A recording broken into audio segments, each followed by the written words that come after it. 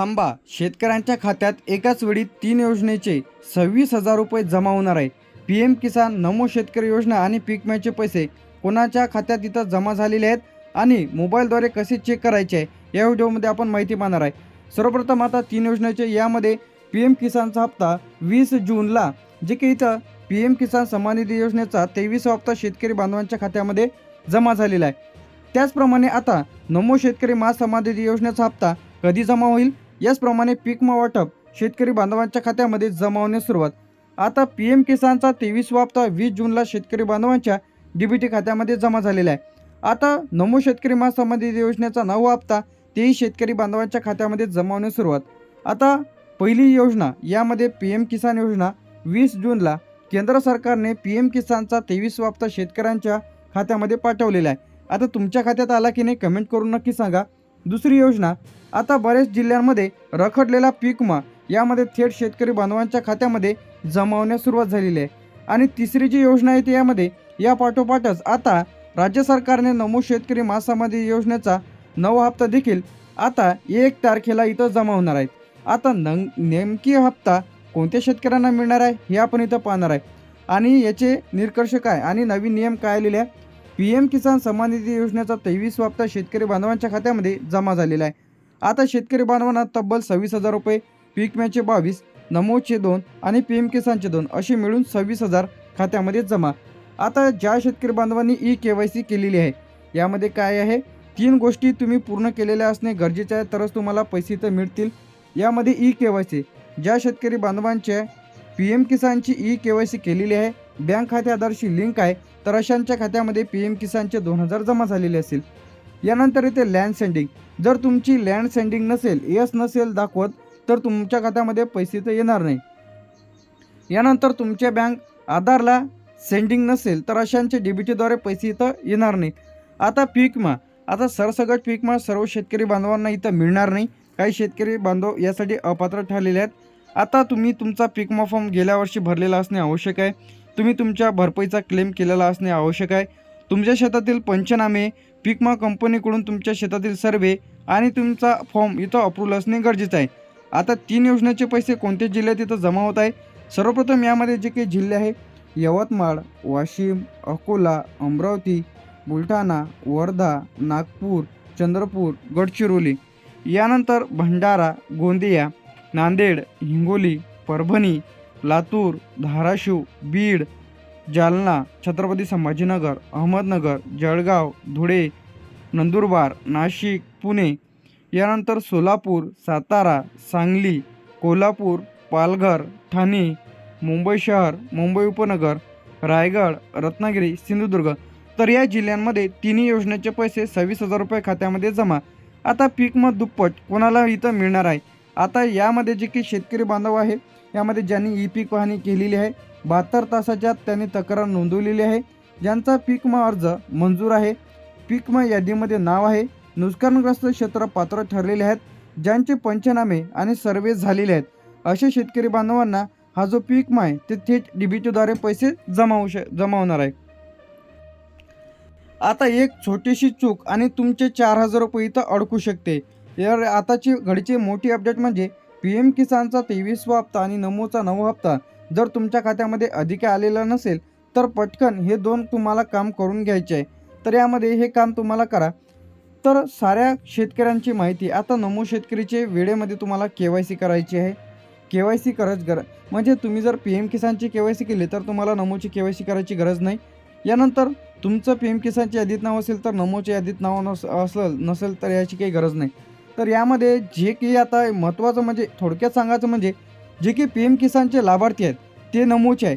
जर तुम्हाला PM किसानचा लाभ मिळत असेल तर तुम्हाला नमोचा देखील लाभ इथं मिळणार नाही. आता यामध्ये तुम्हाला KYC कशी करायची आहे, मोबाईलद्वारे तुम्ही घरबसल्या देखील तुम्ही तुमच्या PM किसानची KYC करून पैसे बंद झालेले तुमच्या खात्यामध्ये मिळवू शकता. गुगल क्रोम ओपन करा, pmkisan.gov.in या ऑफिशियल पेजवरती तुम्हाला यायचं आहे. यामध्ये तुम्हाला KYC ऑप्शन दिसेल, यावरती क्लिक करा. KYC मध्ये तुम्हाला तुमचा आधार नंबर इथं टाका. आधार नंबर टाकल्यानंतर इथं तुम्हाला तुमचा आधारला जो काही मोबाईल नंबर लिंक आहे त्यावरती तुम्हाला एक OTP येईल.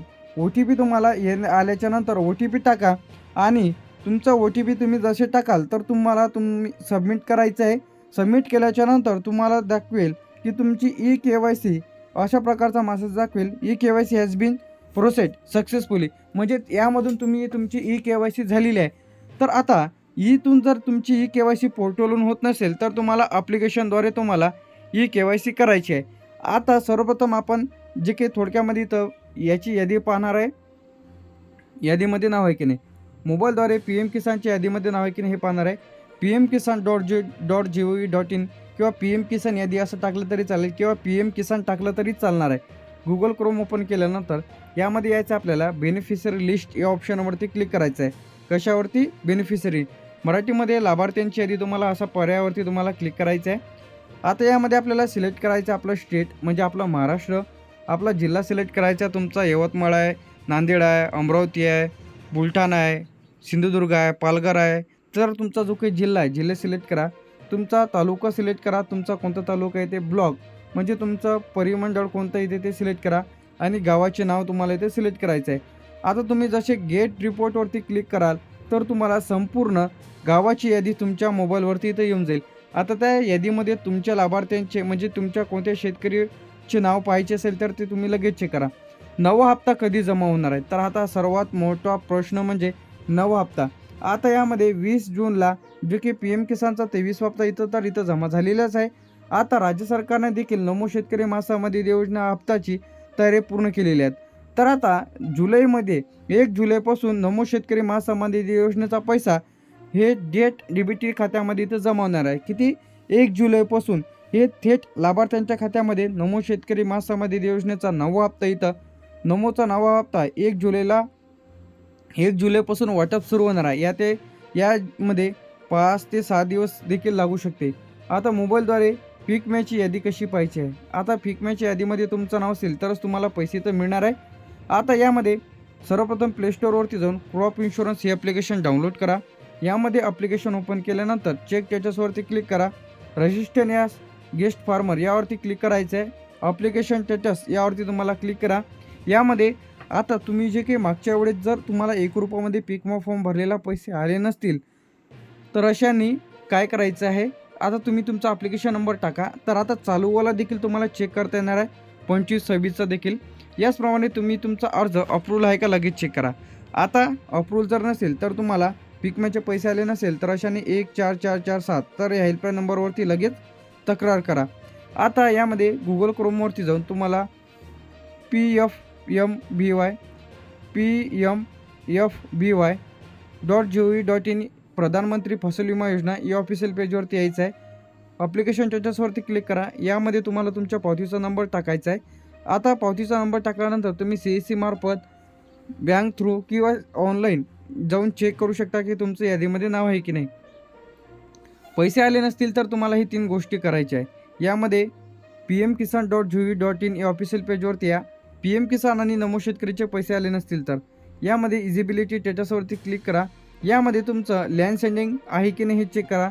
KYC समोर येस आहे की नाही चेक करा. आता PFMS यामध्ये तुम्ही चेक करा की तुमचं कोणत्या बँक पासबुकला आधार लिंक आहे, तुमचे पैसे कोणत्या खात्यात इथं जमा होत आहे.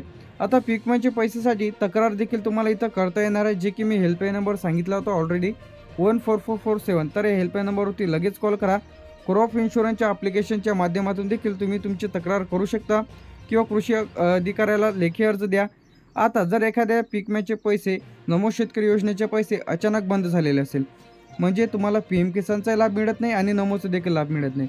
जर तुमचे हप्ते इथं बंद झालेले असतील तर तुम्हाला काय काय करायचं आहे ही 3 गोष्टी लगेच तुम्ही तपासायच्या आहे. यामध्ये लँड सेंडिंग. आता PM किसान पोर्टलवर जाऊन तुम्हाला स्टेटस तपासायचं आहे. इथं तुम्हाला लँड सेंडिंगच्या समोर नो दिसत असेल तर तुमच्या सातबाऱ्याची सरकारची जे काही सातबाऱ्याची नोंद सरकार पोर्टलवर झालेली नाही. यासाठी तहसील आणि कृषी सहाय्यकाकडे जाऊन सातबारा देऊन सबमिट करायचं आहे. यानंतर तुमचे पैसे लँड सेंडिंग तिथं येस होऊन पैसे तुमच्या खात्यात जमा होईल. KYC पूर्ण. जर तुम्ही PM किसान मोबाईलद्वारे PM किसान किंवा CSC सेंटरवरती जाऊन PM किसानची KYC केलेली नसेल तर लगेच KYC करा. ॲप्लिकेशनद्वारे पैसे तुम्हाला मिळतील. यानंतर आधार सेंडिंग. जर तुमच्या बँक खात्याशी आधार लिंक नसेल किंवा पैसे जमा होत नाही तर DBT लिंक नसेल तर लगेच तुम्ही बँकमध्ये जाऊन DBT लिंक करून घ्यायचं आहे. आता पीक विमा आलेला नाही तर लेखी अर्ज द्या. आता प्रति व्यवस्थापक, प्रत्येक तालुका प्रतिनिधी, पीक विमा कंपनी, तालुका जिल्हा लिहा. पीक विमा रक्कम खात्यात जमा न झाल्याबाबत अर्ज अशा पद्धतीने लिहायचा आहे. महोदय, मी खालील सही करणारा शेतकऱ्यांचे नाव लिहा, तालुका लिहा, जिल्हा लिहा. मी खरीप रब्बी तुमचा इयर लिहायचा आहे किंवा तुम्ही याचा स्क्रीनशॉट काढून घ्या. मध्ये पीक विमा फॉर्म भरलेला आहे. माझा अर्ज क्रमांक, जी की ॲप्लिकेशन नंबर तुम्हाला इथं टाकायचा आहे, मंजूर असून इतर पात्र शेतकऱ्यांना पीक विम्याची रक्कम मिळाली आहे, परंतु आजपर्यंत माझ्या खात्यामध्ये पीक विम्याची रक्कम जमा झालेली नाही. तरी माझ्या अर्जाची तपासणी करून पात्र असल्यास पीक विम्याची रक्कम तात्काळ माझ्या खात्यामध्ये जमा करण्यात यावी. आता यामध्ये इथे शेतकऱ्यांचे नाव, अर्ज क्रमांक, आधार क्रमांक, मोबाईल क्रमांक, याचप्रमाणे आता यामध्ये बँक खाते क्रमांक, गावाचे नाव. आता सोबत तुम्हाला कागदपत्र जोडायचे आहे. पीक विम्याची पावती, आधार कार्ड, बँकेचं पासबुक, 7/12, अर्जाची प्रत, ठिकाण, सिग्नेचर. तर आता हे जोडून तुम्हाला लगेच तक्रार करायची आहे. तर आता सर्व शेतकरी बांधवांसाठी मोठी आनंदाची बातमी म्हणजे तिन्ही योजनेचे पैसे, पीक विमा, नमो शेतकरी आणि PM किसान या योजनेचे पैसे खात्यामध्ये जमा होत आहे. PM किसानचा 23 हप्ता जमा झालेला आहे. नमोचा 1 जुलैपासून जमा होत आहे. पीक विमा आजपासून वाटप सुरू झालेलं आहे. सर्व शेतकरी बांधवांसाठी मोठी आनंदाची बातमी. आता खात्यामध्ये पैसे जमा झाले की नाही, PM किसान, नमो शेतकरी आणि पीक विमा कमेंट करून नक्की सांगा. थँक्यू.